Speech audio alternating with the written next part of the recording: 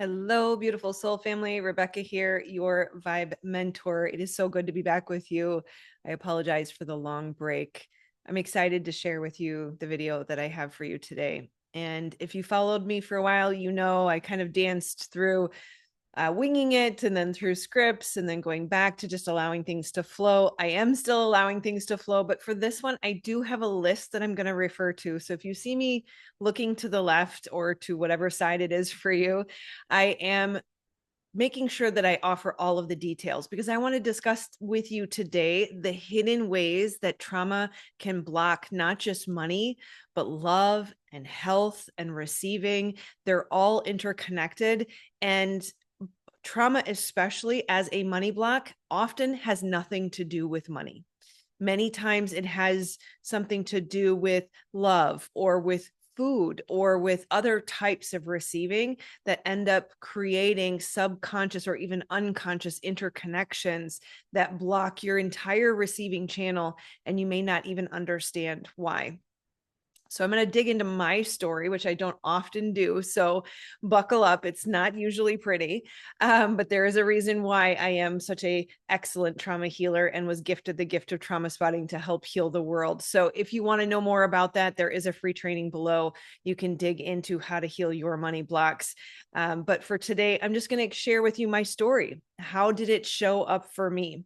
And I will say, as with many traumas, especially your macro traumas, they are layered like an onion or like a lotus flower. You'll address one thing and feel like, I got it. And that block will continue to show up. And you're wondering, what is it? And this is why somatic healing is so critically important, because the mind cannot find what the body stores in your subconscious or unconscious for you. So from a trauma healing perspective, the body keeps the score. There's something called bodily memory, which is outside of your conscious mind. And through the neuroscience and trauma program that I went through for my master's, we learned a lot about the brain, and yet there still was more information missing. So this is not common knowledge out in the world today, although somatic healing like yoga or breath work is more popular now. There's more to it, and that's why trauma spotting is so profoundly effective. Beyond that, I have to speak to it a little bit. It's not about promotion, it's about spreading healing. I have to let you know what works and what has literally saved my life. So, for my story, it really starts very early on. I had a narcissistic pastor for a father who I'm learning was also in the vein of coercive control.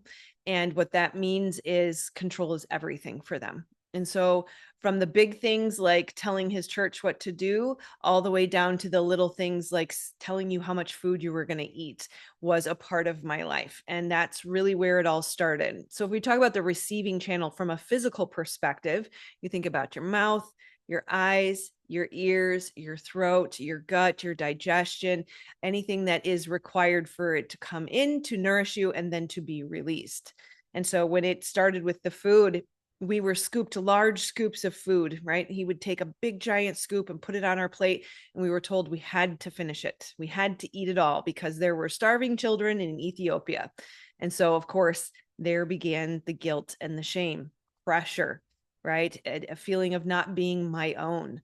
And then, to no surprise, I gained weight, and I was later criticized for being overweight. And therein lies more guilt and shame.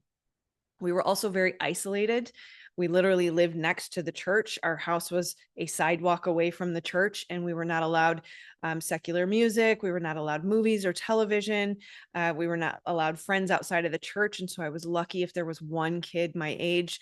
I went to a private school that often had a handful of kids. I was lucky if there was 20 kids in that school. And again, usually there was maybe one or two of kids around my age.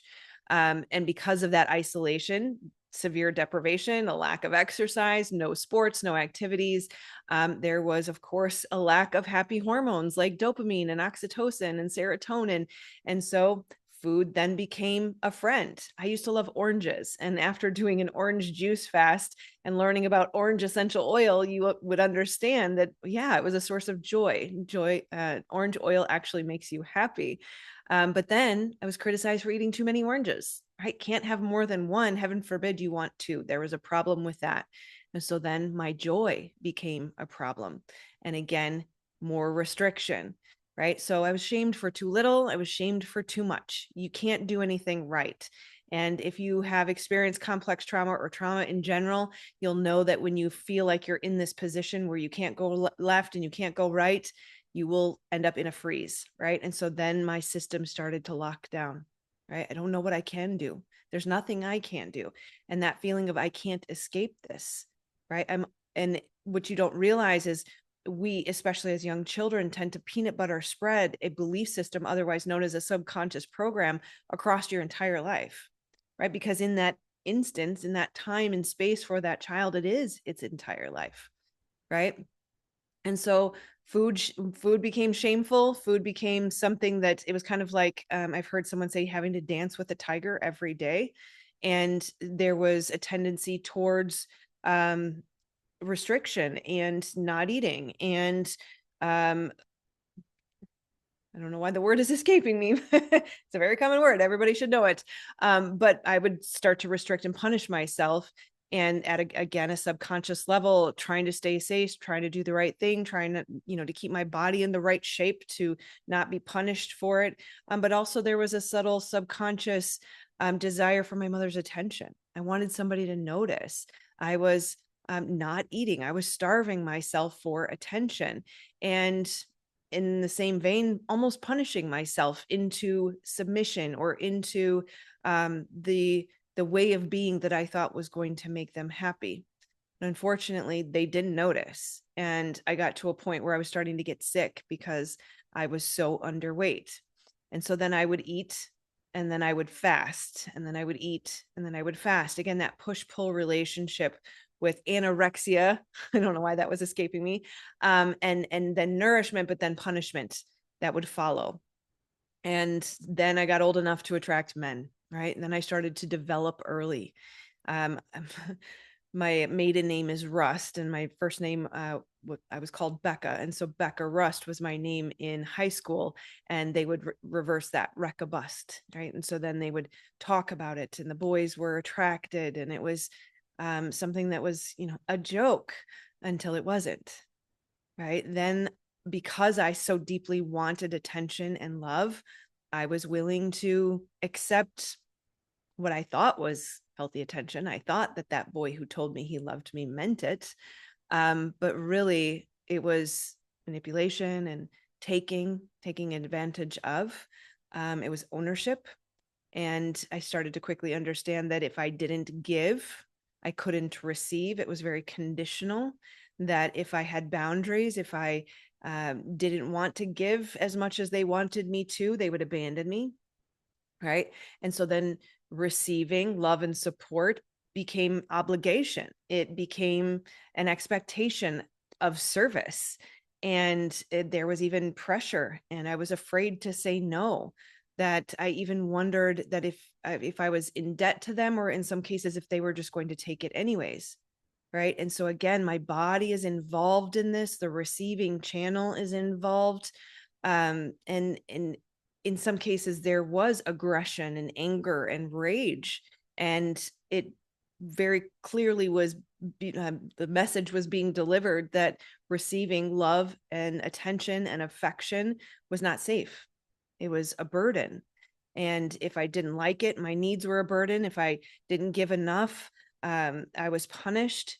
And so there's this layering that you can see. And I want you to know I unpacked a lot of this in multiple sessions over years, but there was a culmination point where all of these dots connected, right? So from this experience, and I should just kind of cap that off with, after high school and dating many men, or boys I should say, really, there were two long-term narcissistic relationships with the fathers of my children, and that pattern did not stop until I started to listen to the somatic whispers of the body, where I could finally tap into every trigger that helped me see, why was I so afraid of authority?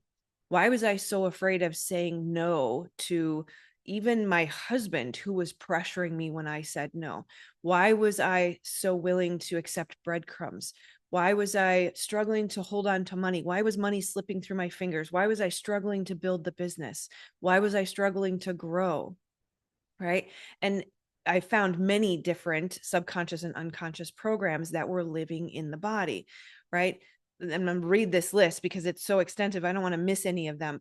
But if you've ever experienced anything like sexual trauma, unhealthy relationships with food, unhealthy relationships with critical parents, having to perform for love, people pleasing, overgiving, self-sacrifice, self-abandonment, right? You may identify with some of these belief systems, which absolutely will block your money, your love, your health. Your body can't hold on to that forever. And dis-ease in the body is a result of some of this, right? So some of my programs were that their needs matter, mine don't, right? I come last. My body is not safe. My body, one was the made it possible for me to experience this pain, but then also was the objectification that drew in the pain, right? And so again, that I can't win. And I have to stay skinny, have to stay small, have to be invisible, stay below the radar, right? Stay quiet, don't ask too much, don't take up too much space, right? If someone offers to give, it likely isn't safe. At some point, they will either be upset with you, or they will expect repayment, or somehow you will do something wrong to rock the boat and gain punishment, right? More pain, essentially. So what's the result of that? Well, hypervigilance, right? Overly dominant masculine tendencies. I don't need anyone. No one is safe. I'll do it all myself, right? I have to stay in control of my life to stay safe. I have to overwork. I have to earn. I have to deserve. I have to work myself to the point of almost killing myself to prove that I deserve business success or love and affection or wealth and overflow or health, right? I have to punish my body into health and fitness, right? I had to perfect my way to safety. And there was no opportunity for failure or flaw because that would upset somebody, right? I had to put everyone else first. I had to deplete myself to justify. I have to, having needs was not safe. So I have to have no needs, or I have to minimize my needs or repress my needs, suppress my needs, which, by the way, will only ever lead to coping mechanisms. The body cannot withstand that. So there will be something like it was for me, was a glass of wine every night. I had to decompress the system, right? Receiving was not safe as a program, right? If I need anything, I'll pay the price later, and I cannot stop people from hurting me. And I think that was the worst, because even when I started to heal my trauma and I started to see that 56% of the world's population is capable of secure attachment, which should mean they're safe, there was still that underlying belief, yeah, but I get blindsided. Yeah, but they could turn on me at any moment. Right. And so there was a lot of shame. There was shame for being wanted, and there was shame for being unwanted. There was shame for being not enough, and a shame for being too much. And again, it just fed into those subconscious, unconscious belief systems. And I will say, before doing all this work, back when I was 27, so that's nearly 20 years ago, when I really first started this healing journey, I was shocked. I literally almost fell off my chair when my therapist told me, your needs are valid. You deserve to have your needs met. And I really felt like, you got to be kidding me, because I knew I knew it, but nobody would tell me that I was always made to feel like my needs were a problem. And in order to live like that, with that laundry list of limiting beliefs and subconscious programs, they have to stay below consciousness. They are too painful, right? This is why, they'll call it shadow work, where you have to be willing to get into the body and to look at the parts that are so terrified of that belief system that you hold, that they won't even let you see it. Right. And so this is why people will go round and round and round on their hamster wheel of thought, trying to solve this problem. What's wrong with me? How do I fix myself? How do I find this money block? How do I get it right? The body is the key. It all lives inside of you, and the mind cannot find it, because the body and the subconscious parts are protecting you so much so that they say, don't go over there. Don't look there. It's too painful.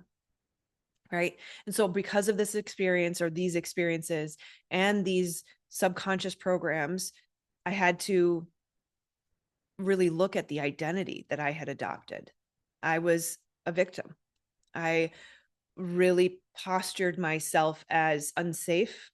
I was nervous. I was self-conscious. I had social anxiety. I would project my consciousness into someone else's head to try to figure out, what are they thinking? What do they want me to say? What do they want me to be? Right? Am I safe? Have I said something wrong? Right? And so even if they would start off safe, I would never trust it. And eventually, because of electromagnetism and who I was in the operating system, people can feel the way you see yourself. They can feel that energy in you. And we teach people how to treat us. Right. And so it was not that I was a victim, but rather my identity as a victim and my programs and my experiences drew in what was a match to that state of being. Right. It was not fully safe to let them in, but it wasn't fully safe to keep them out. It wasn't safe to be vulnerable. It wasn't safe to let them touch you, figuratively or literally, right? Especially spiritually. Right. And then, of course, with that belief system has to come, I'm not worthy, so I must deserve punishment. Right. I must be worthy of being discarded like garbage. Right. I was responsible for keeping everyone happy. And if they weren't happy, their emotions were my fault. Right. Which is an impossible burden, because you are not designed to take, we are not designed to take care of anyone else other than ourselves. If you are trying to take care of literally anyone else other than yourself and or your children, you will fail. You are setting yourself up for failure. It is completely impossible. And you will feel like you're carrying a burden, likely on your shoulders, too heavy to carry, because you're trying to do God's job. And that's what it felt like. And of course, then that's exhausting, because it's impossible. I cannot function in that way. So what's going to happen? Again, more coping mechanisms, right? Isolation, retraction, collapse, freeze, fawn. And for me, I love to run. That was one way I would get it out, right? And of course, that worked well because I could punish my body into success, right? So when I started to realize that I, as the identity of a victim, was the match to the oppressor, then it started to click, right? My body was also showing me, right? Because life is always mirroring to us through our body and through our external experiences and the people that show up in our life, right? My body was showing me how I was treating myself by allowing me to see that I wasn't eating. I was depleted. I was not receiving nourishment. My gut was inflamed. I did not have good digestion, right? No elimination. That's another freeze response, right? And the vagus nerve, which is in charge of turning on and off that fight or flight system, the trauma responses essentially, was kind of stuck in the on position of freeze and fawn and run. And so, of course, that was being mirrored through the body, right? Bracing, not digesting, not receiving, not eliminating. And if you've ever watched any of my other videos, you might know I did a video on the two sides of the coin of receiving. You have to release to receive, right? I remember, especially as a homeless 16-year-old, I didn't even mention that part, right? Again, punishment for speaking up about the physical abuse that my mother was going through. And so I ended up having to leave the house. And at 16 years old, terrified whether or not I would have enough money, right? This played into the receiving. I couldn't let anything go. I would use a shampoo bottle until there was this much left, buy a new one and keep the old one just in case. Not releasing, right? Not eliminating, not letting go, contraction around receiving. Right. And of course, my relationship was mirroring that through toxic relationships, whether that was romantic or business or even governmental systems in general. Right. And money is, this is why people often will say, I need to work on my money blocks. And they'll look at, well, when I was young, my parents used to say, we don't have enough money. Yes, that is one of them, but that's a very minute block that rarely has as much an impact as your relationships, your experiences, your traumas, things like that. Right. And so for me, my money reflected that through overspending, right? Not being able to hold on to money. If I did get it, I needed to release it quickly, right? I didn't want to look at my bank account and I didn't want to look at my bills, right? I wouldn't budget. I was just terrified. I had given my power away to authority, to money, to anyone or anything, believing it could hurt me, right? I would give too much away, whether it was the money or myself, right? I was just not safe in giving, in receiving, in having, in holding, in any of the processes of the receiving channel, right? It couldn't come in, it couldn't go out, it had to go out too quickly, and it wasn't coming in fast enough, right? All of the different variations. And if you look at, I didn't plan on talking about this, we won't go too much into it, but if you look at the attachment styles that are formed in complex trauma, most of us will have that disorganized attachment. And so that explains the approach avoid, right? Too much, too little, right?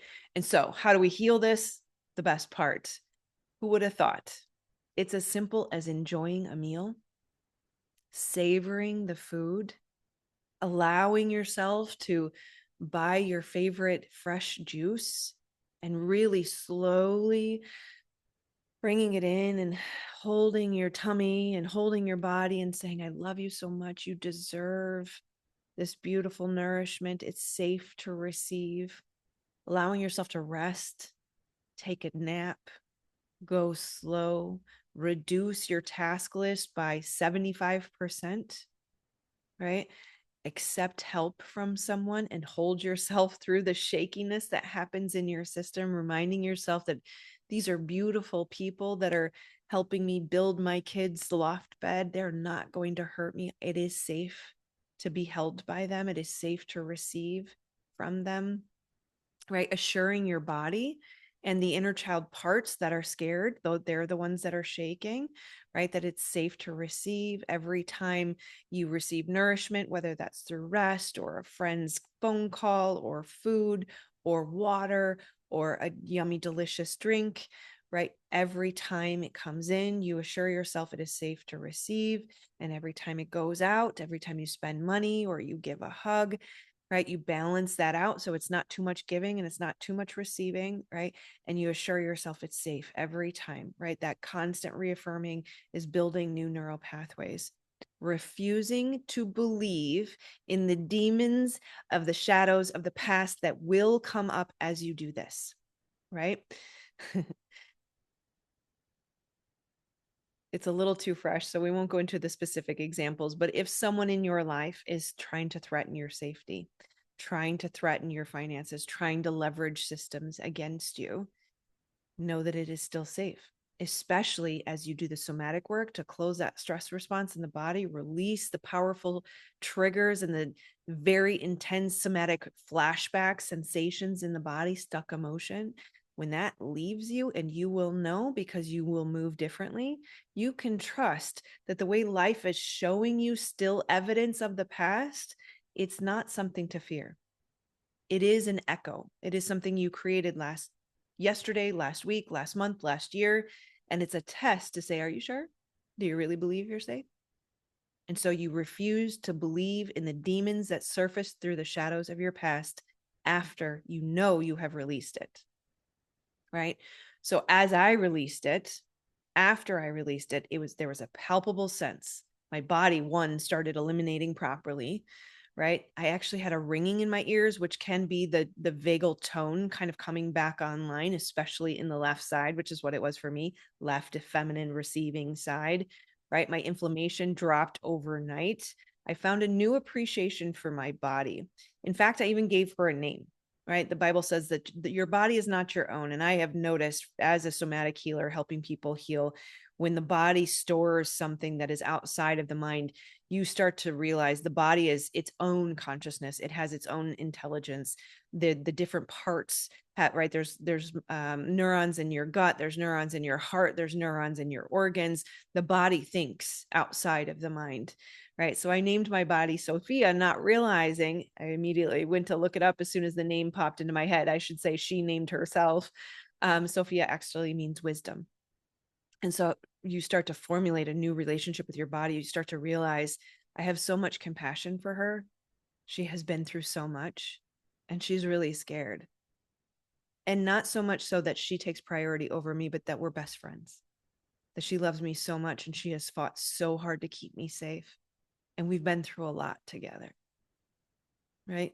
Really starting to see your body as an asset and a beautiful friend and a gift, right? I start to see profound winks from God in the universe as I was doing the trauma spotting work, right? We ask, after a bit of processing, we ask the part, do you want to go somewhere safe? And first she said Disneyland, but that was just a little bit too much, overstimulation and excitement for a part that was very tired. And then she said a fairy house. And I could see this beautiful image of a little fairy house in my mind's eye. And she was this beautiful, magical being that was in such a safe place where the ogres couldn't get her, is what she said. And she got to use her magic. And literally later that afternoon, I took my kids to a shop in our local downtown area, and there was a beautiful little fairy house. Not even little, it was like 4 stories and cute little stairways and moss and butterflies. And right, God in the universe reflect back to you. See, it's real. You are safe. You can rest in the fairy house now. Right. I noticed I was walking more powerfully. My shoulders were back. My head was held high. I felt more confident. I had zero fear. My body didn't shake when I had to face the abuser again that day. Right.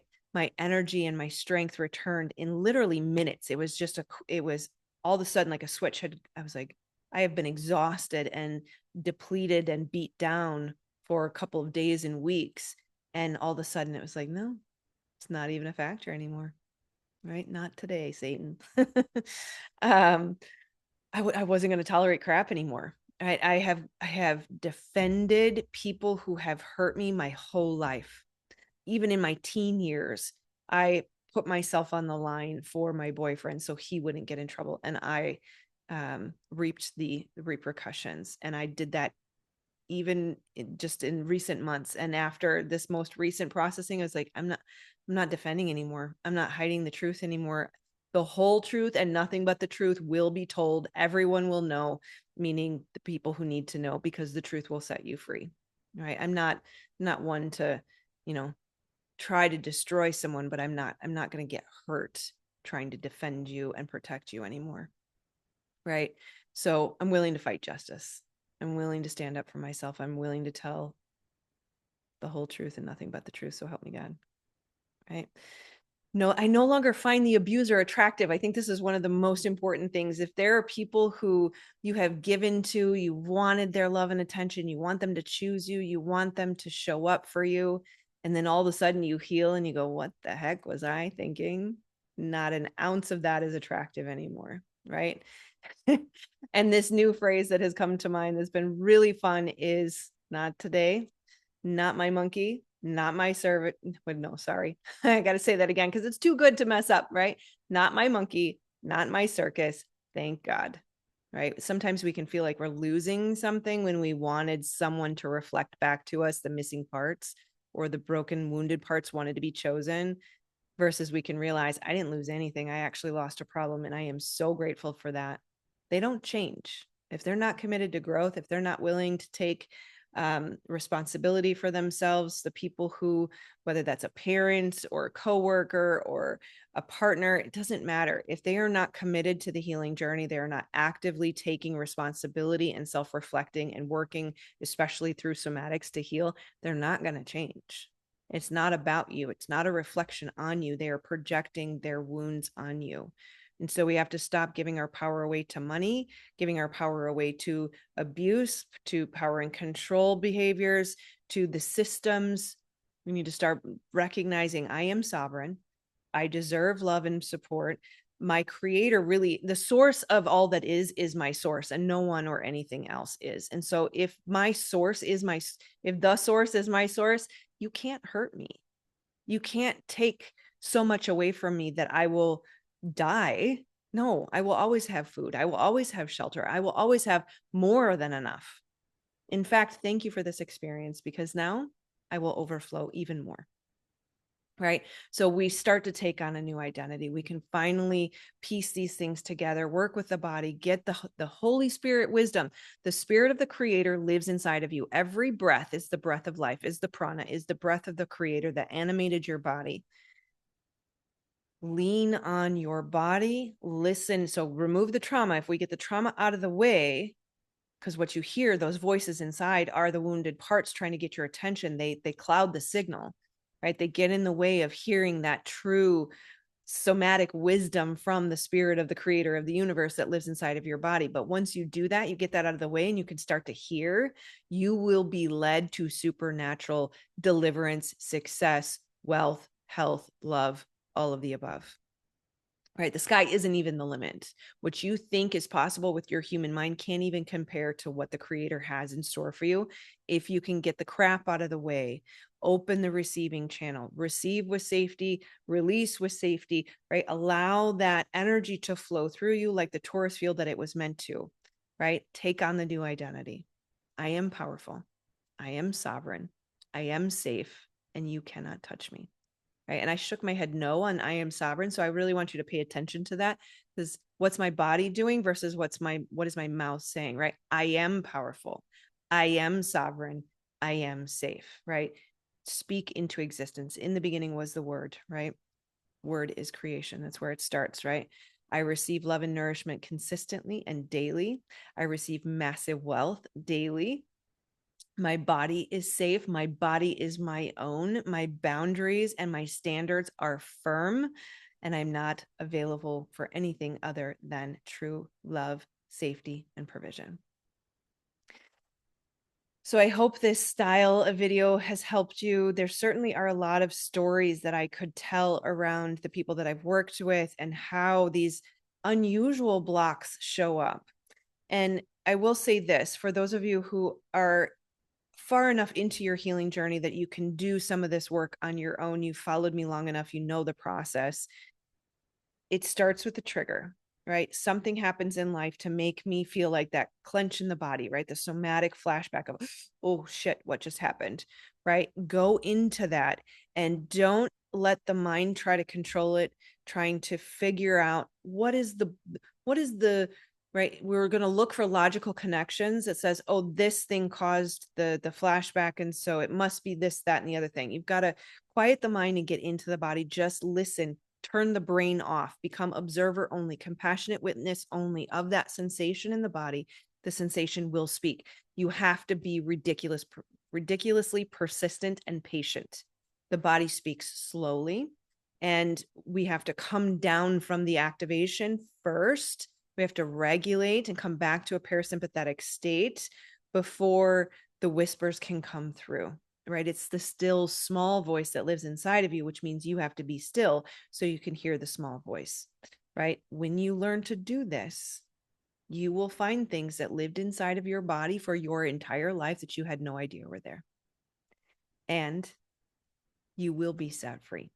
If you are persistent enough and you are patient enough and you are still enough and you listen, you will receive. And even if you don't get a cognitive understanding, just your pure presence on that sensation will close the loop, desensitize the trigger, and allow you, it gives you more capacity to be able to be powerful, to be confident, to move through life the way you want to move through life.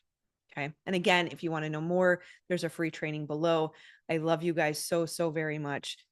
This work is going to grow. I'm going to speak more about it. So I have a lot more stories, like I was going to say.